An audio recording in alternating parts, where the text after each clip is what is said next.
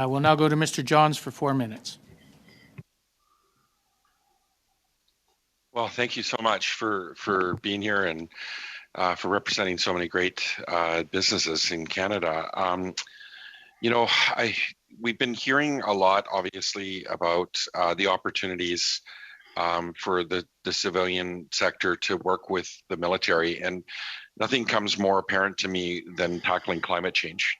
We saw how defense was called upon in terms of last year around the raging forest fires, flooding, and other types of natural disasters. In fact, in my home province of BC, over 350 military personnel were sent to the interior to fight forest fires to support, private sector contractors. Do you believe that it's really important that the military work with the private sector to take on, outside of like just typical defense that you would imagine needs, but the climate emergencies? I've got a great company who you're very well informed about, probably, at Courtenay-Alberni. Yeah. They're working, in Argentina, Chile, Bolivia, America, the United States.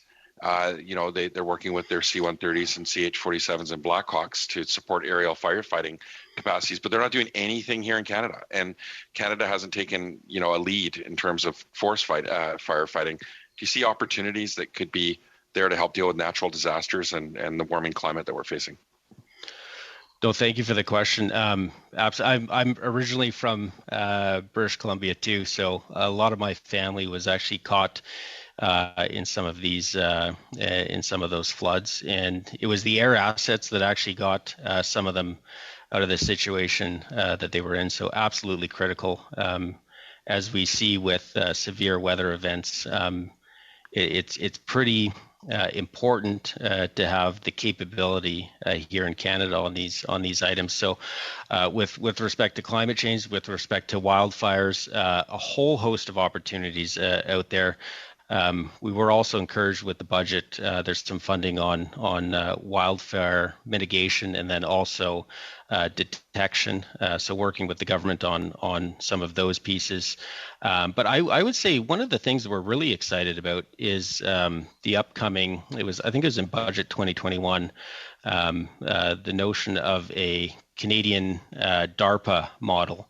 And it's something that we are talking to the government about, and we really need an agency like this, because you're talking about you have civil and then also the defense side, and we need an agency like this to focus on sectors like aerospace, in which Canada has a competitive advantage. And you mentioned wildfire mitigation. I mean, Coulson is an example, Conair. There's a whole host of companies that have a real skill set here in Canada.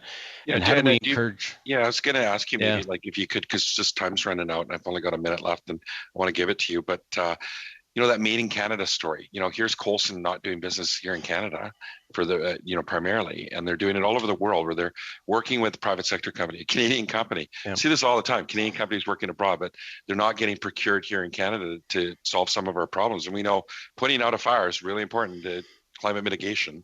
Can you talk about that and how important that budget money is? And I'm very excited about as well, to get out to those companies and the barriers that private sector companies face when they try to do business with Canada.